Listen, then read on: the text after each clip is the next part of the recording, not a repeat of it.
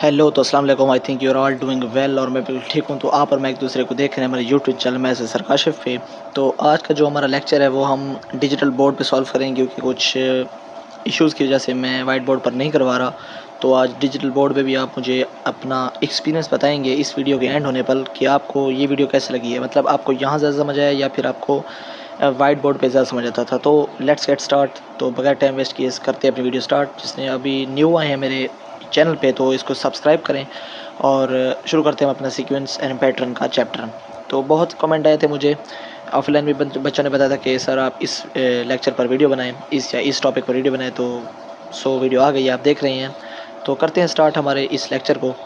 तो सबसे पहले आपने समझना है भाई कि ये जो लिखा हुआ है ये आपके सामने नज़र आ रहा है कि सीक्वेंस एंड पैटर्न ये क्या होता है, सीक्वेंस क्या होता है और पैटर्न क्या होते हैं। तो सबसे पहले हम इसको समझेंगे, उसके बाद इसके जनरल टर्म को देखेंगे और फाइंड रूल कैसे फाइंड करते हैं। यहाँ पर देखें, यहाँ पर अगर आप देखें तो यहाँ पर लिखा हुआ है भाई ये चीज़ कि आपको नज़र आ रही होगी, यहाँ पे लिखा हुआ है topic finding rules and general terms. हम रूल को फाइंड करेंगे और जनरल टर्म्स को फाइंड करेंगे। उसी जनरल टर्म्स में हम पुट करके वैल्यूज़ को A1 यानी कि टर्म 1 फाइंड करेंगे, टर्म 2 और टर्म n फाइंड करेंगे, nth टर्म जिसको हम बोलते हैं वो फाइंड करेंगे।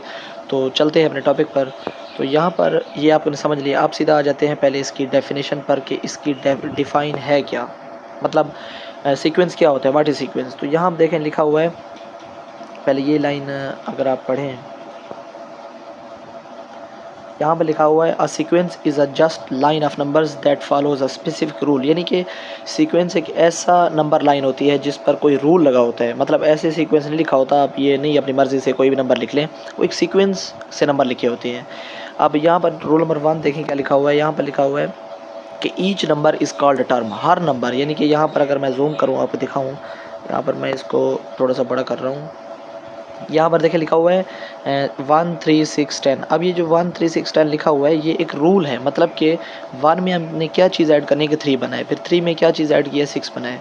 तो समझ आ रही है ना बात आपको। तो ये चीज़ अब यहाँ पर आ जाए, यहाँ पर दूसरा रूल है कि the order matters. Order matter करता है, अगर ऑर्डर नहीं है उसमें तो वो टर्म नहीं है।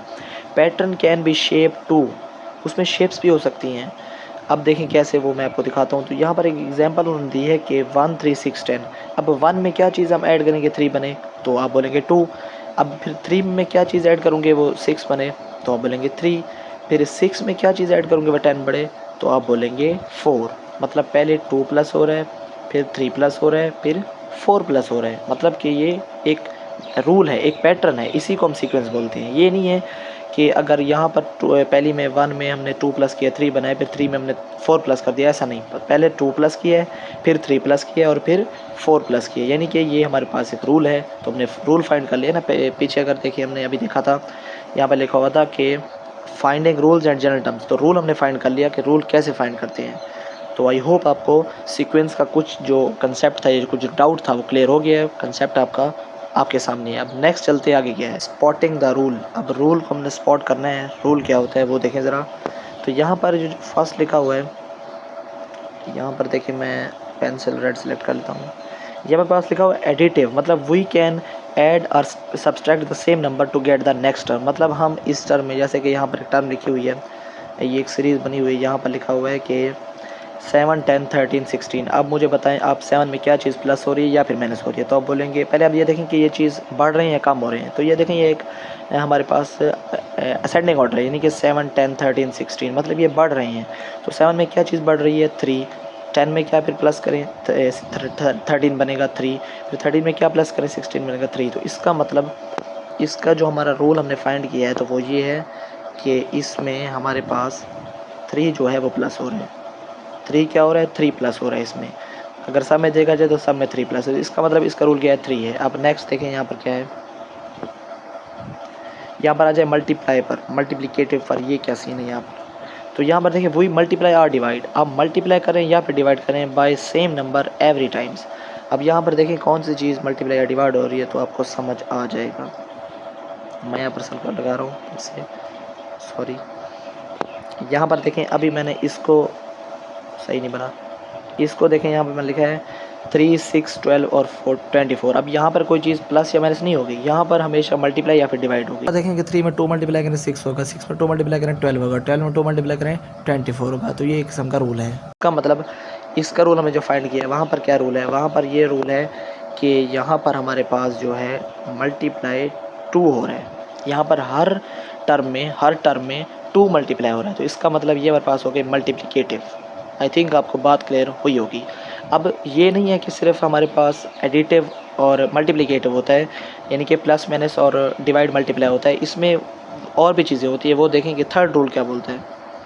तो थर्ड रूल पे अब अगर आप आ जाएं तो यहाँ पर लिखा हुआ है हमारे पास, मैं ब्लू से लिख रहा हूँ कि मिक्स रूल भी होता है, यानी कि प्लस माइनस भी हो रहे होते हैं, वो भी हो रहे हैं। तो वहाँ पे क्या है, sometimes the amount we add changes in a pattern. देखिए यहाँ पर एक पैटर्न है कि अगर इस पैटर्न पे गौर करें, दोनों से डिफरेंट है। यहाँ पर लिखा हुआ है हमारे पास 10, 150 और 200। अब यहाँ पर अगर गौर करें तो यहाँ पर हमारे पास 50 प्लस हो रहे हैं। अब 100 में क्या प्लस करें 50 होगा, 150 होगा 50, फिर 150 में क्या प्लस करें 200 होगा 50, यानी कि इसमें 50 प्लस हो रहा है। तो ये भी किस्म का हमारे पास रूल होता है।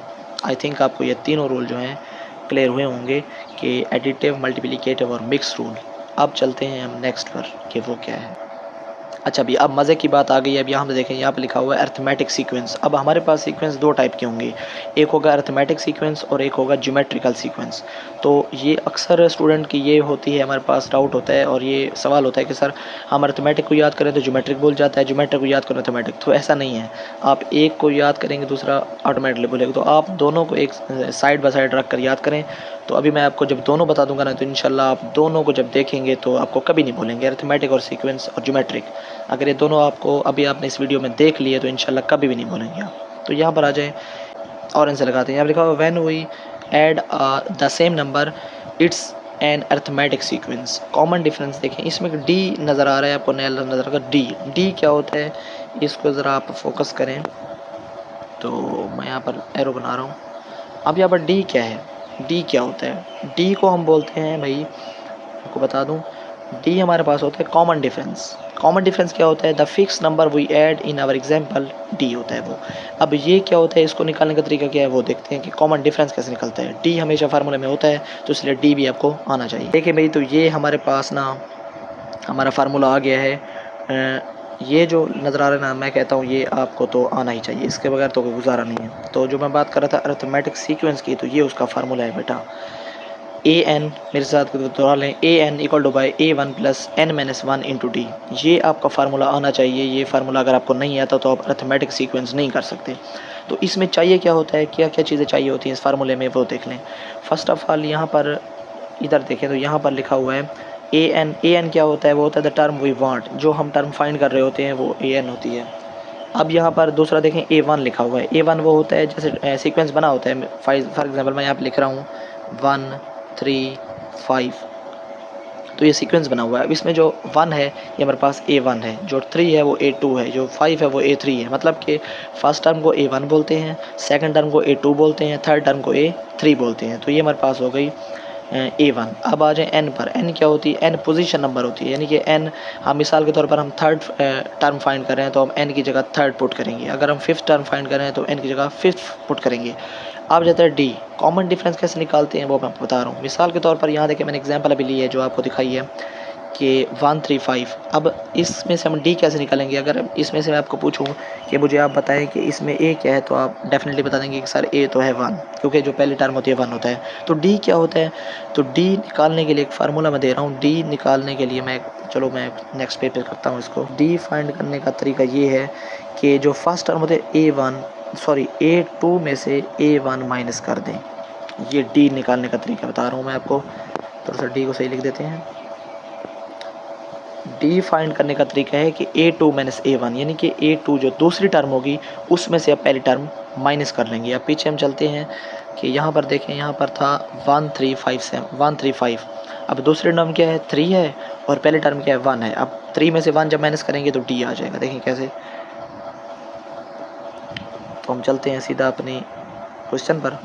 तो यहाँ पर देखें, हमारे पास जो थी ना दूसरी टर्म थी वो 3 थी, और पहली टर्म क्या थी, वो थी 1, ऐसे ही ना। तो इसमें से हम माइनस करते हैं तो डी ऑटोमेटिकली हमारे पास आ जाएगा। तो देखें 3 में से 2 गए, 3 में से 1 गया तो 2, तो जो 2 होगा यही हमारा होगा डी।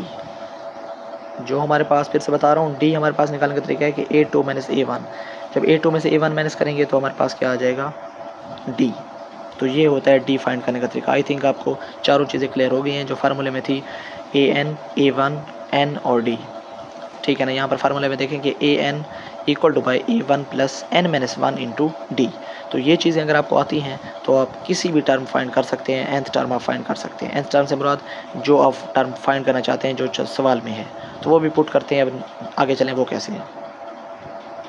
तो अब हमारे पास क्वेश्चन आ गया है कि यहाँ पर ये क्वेश्चन पढ़ें, अगर आपको नज़र आ रहा है, find the 30th term of 7, 10, 13 और 16। अब हमारे पास एक सवाल दिया गया है, एक सीरीज़ दी गई है जो लिखा हुआ है 7, 10, 13 और 16। अब यहाँ से हमने 13th टर्म फाइंड करनी, 30 टर्म फाइंड करनी है, यानी कि 30वीं टर्म। अब ये कितनी टर्म है, 7 1 हो गई, 10 A2 हो गई, 13 A3 हो गई और 16 A4 हो गई। तो ऐसे अगर करते करते हम कर ली तो फिर टाइम लग जाएगा। तो हमने इसका फाइंड करना है 30th टर्म। तो उसको फाइंड करने का तरीका क्या है वो ज़रा देखें, नीचे मैंने सॉल्व किया हुआ है। तो आप नीचे आ जाएं, यहाँ पर इधर देखें कि पार्ट 1 हम देखें पार्ट 1 में क्या लिखा हुआ है, ये वाली चीज़ जहाँ पर मैं टिक लगा रहा हूँ, आप वो देखें, यहाँ मैंने टिक लगाया। यहाँ देखें कि A1 हमारे पास क्या है। अब A1 को अगर मैं आपको दिखाऊँ तो A1 हमारे पास है 7, तो A1 की जगह देखें 7 पुट कर दिया है, ठीक है ना। A1 की जगह क्या पुट किया है, 7। और D हमारे पास क्या था, 3। वो कैसे फाइंड किया वो भी मैंने दिखाया है, फिर मैं आपको करके दिखा देता हूँ कि D फाइंड कैसे करते हैं। मैं ब्लू से फाइंड कर देखें, D फाइंड का तरीका क्या है कि 10 माइनस 7 सेकंड टर्म और फर्स्ट टर्म, यानी कि सेकंड टर्म में से फर्स्ट टर्म माइनस करें तो हमारे पास आंसर आ जाएगा 3। तो इसी वजह से उन्होंने D की जगह क्या पुट किया है, 3। और N मतलब हमने कौन सी टर्म फाइंड करनी है। मैंने बोला था ना कि N से मुराद है कि द टर्म वी वांट, यानी कि जिस टर्म से हम जो हम टर्म निकालना चाहते हैं। तो वो क्या है, 30th है, उन्होंने 30 दी है। अगर यहाँ पर वो देते थे 20 तो हम N की जगह 20 लिखते। अगर वो 15 देते N की जगह 15 लिखते, ठीक है ना। तो N की जगह हमने क्या लिखा, 30। अब इसमें हमने फार्मूला में याद था कि AN मतलब N की जगह 30 आ गया, बराबर A1 क्या था, 7 था, 7 लिख दिया, प्लस का प्लस, और N माइनस 1 था आगे फार्मूला क्या था, N माइनस 1। तो N की जगह 30 आ गया, माइनस का माइनस फार्मूले वाला, और 1 क्या है वो फार्मूले वाला, इंटू D क्या है, 3 है, ठीक है ना। यहाँ तक बात क्लियर है। अब नीचे आ जाए इस लाइन में, यहाँ पर अभी अब देखें 7 का 7 लिख दिया, 30 में से 1 माइनस करें 29, 3 का 3। अब 29 को 3 पर मल्टीप्लाई करें तो आ जाएगा 87, क्योंकि ये बोर्ड मास है ना, 7 पहले प्लस नहीं करेंगे, पहले मल्टीप्लाई करेंगे 3 से। तो 29 को 3 से मल्टीप्लाई करें तो आंसर आएगा 87। 87 में 7 प्लस करें तो आंसर आ जाएगा हमारे पास 94। तो 94 हमारा बन जाएगा 30th टर्म। तो ये था सवाल ज्योमेट्रिक अरिथमेटिक सीक्वेंस का कि आप 30th टर्म ने फाइंड कैसे करनी है। अगर वो बोलें 15th टर्म फाइंड करें तो आपने सब जगह यही पुट कर देना है, बस जहाँ पर n की जगह 30 था वहाँ आपने n की जगह 15 पुट कर देना है। अगर वो बोलें 10th टर्म फाइंड करें तो आप n की जगह 10 पुट कर दें। अगर वो बोलें 50th टर्म फाइंड करें तो आप n की जगह 50 पुट कर दें। बाकी सारा सेम होगा, A1 भी होगा, D भी होगा और N होगा। बाकी आप पुट करेंगे तो इंशाल्लाह आपका आंसर आ जाएगा। तो इस सवाल का आंसर है 94। आई थिंक आपको अरिथमेटिक सीक्वेंस तो बिल्कुल हलवा लग रही होगी, बिल्कुल ईजी है, कोई मुश्किल बात नहीं है, बस आपका फार्मूला आना चाहिए। अब ज़बानी में आपको फार्मूला बता सकता हूँ कि AN equal to by A1 plus N minus 1 into D, ये एक फार्मूला है। तो इसको अगर आप कर लें तो इंशाल्लाह आपका अरिथमेटिक सीक्वेंस तो कभी नहीं भूलेगा जी। भी तो ये था हमारा आज का शॉर्ट्स टॉपिक, यानी कि 14 से 15 मिनट का ये हमारा टॉपिक था। तो इंशाल्लाह हमने अच्छा कवर किया। तो अगर आपको कोई भी ज़रूरत हो तो आप जस्ट आस्क मुझसे पूछ सकते हैं। Math is better together, math हमारे साथ ही बहुत अच्छी हल होगी। तो अगर आप मज़ीद ज्योमेट्रिकल सीक्वेंस भी सीखना चाहते हैं तो वो मेरे पास PPT पड़ा हुआ है, वो मैंने एडिट किया है। बस अगर आप बोलेंगे तो मैं उस पर वीडियो बना दूंगा। तो अगर अरिथमेटिक सीक्वेंस आप इसको करें, बार बार करें, तो इंशाल्लाह ये आपसे हो जाएगा, कोई मुश्किल बात नहीं है। तो अगली वीडियो जो आएगी वो हमारे आएगी पार्ट 2 पर। ये पार्ट 1 था अरिथमेटिक सीक्वेंस, और अगर मैं ज्योमेट्रिकल बेस पे करवा दूँ तो वो वीडियो ज़रा सी लंबी हो जाएगी। तो आप ऐसे करें कि हम ज्योमेट्रिकल सीक्वेंस पार्ट 2 में कर लेंगे और अरिथमेटिक सीक्वेंस हमने इसमें किया। तो दुआ में याद रखिए, मिलते हैं नेक्स्ट पावरफुल लेसन में। तब तक अल्लाह हाफ़िज़, थैंक यू सो मच।